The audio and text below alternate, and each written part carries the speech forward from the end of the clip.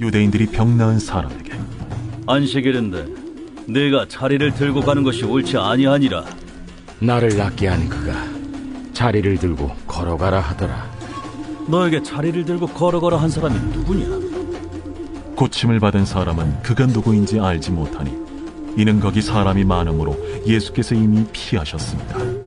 사람들이 운전을 하기 전에는 교통경찰이 얼마나 위대한 분인지를 잘 모르죠.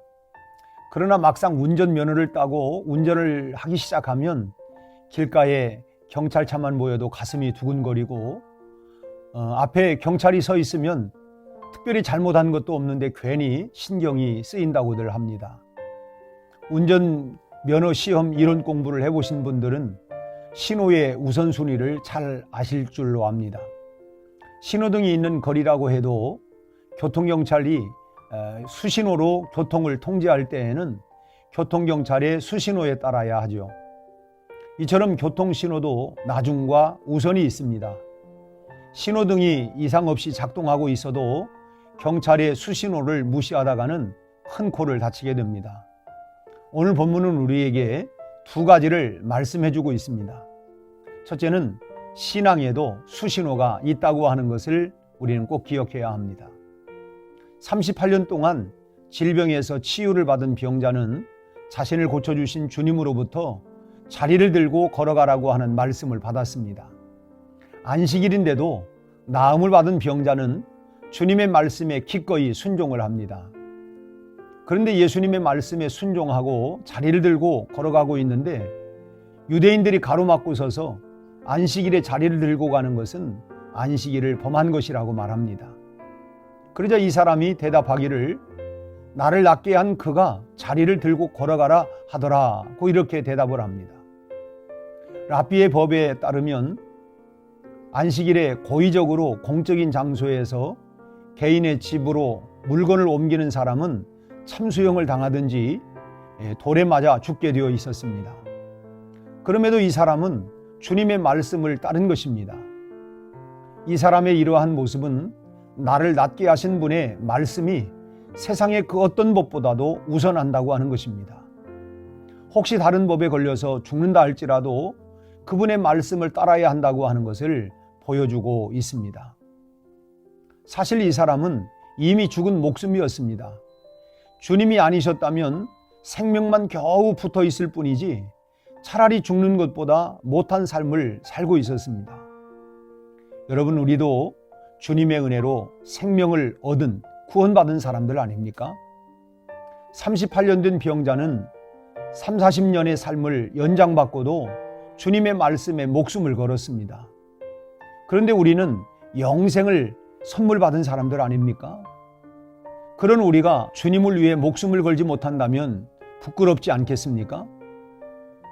우리가 사는 이 세상에는 여러 가지 법들이 우리에게 지킬 것을 요구하고 있습니다.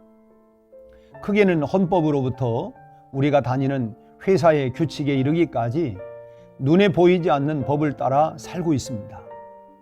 그러나 그 어떤 법보다도 우리에게 우선되어야 할 법은 주님의 법입니다. 우리에게는 신앙의 수신호가 있습니다. 그것이 바로 예수님의 말씀입니다.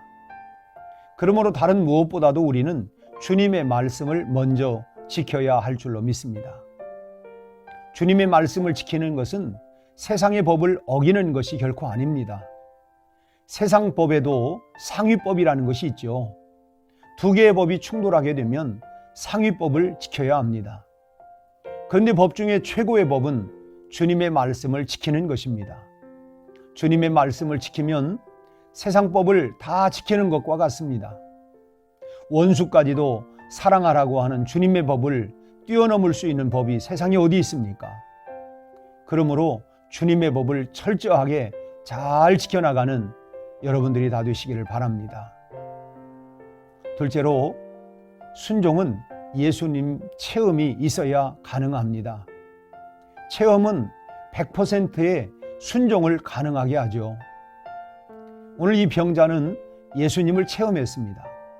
38년이라고 하는 긴 세월을 알아왔음에도 아무도 고치지 못하던 질병을 주님께서는 고쳐주셨습니다.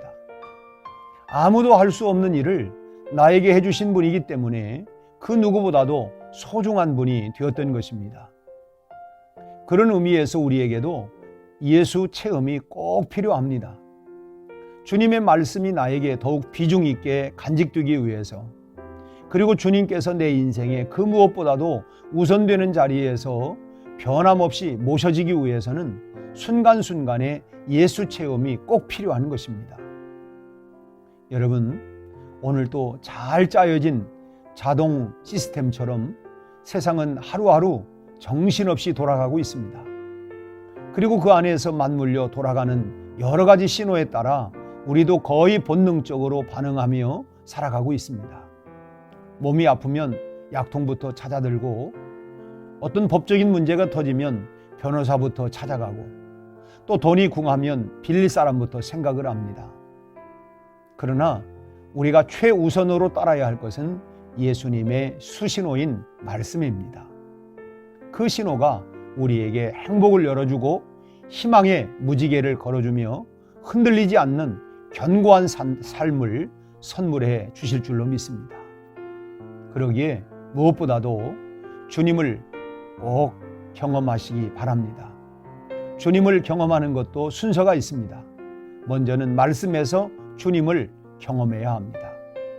그러면 우리 삶에서 주님을 경험하게 될 줄 믿습니다.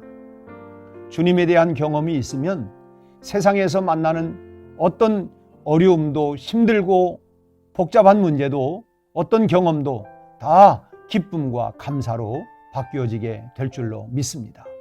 오늘도 먼저 말씀에서 주님을 만나고 그 주님을 통하여서 여러분, 우리 삶에 놀라운 기적 같은 역사가, 그런 은혜가, 축복이 있기를 주님의 이름으로 축원합니다. 함께 기도하시겠습니다. 하나님 아버지, 오늘 또 우리에게 계획된 그런 스케줄을 따라서 오늘 하루를 시작하게 됩니다. 오늘 우리는 일상의 모든 삶을 참으로 습관을 따라, 그리고 계획을 세우고 그 속에 우리가 살아가고 있지만, 우리가 가장 먼저 우선해야 할 부분들은 주님이 우리에게 말씀하시는 수신호를 따라서 살아가기를 원합니다.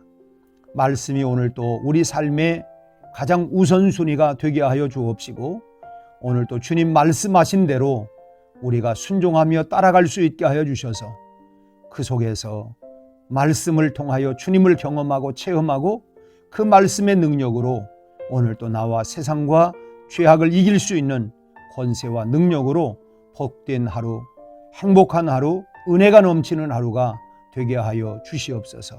예수님 이름으로 기도하옵나이다. 아멘.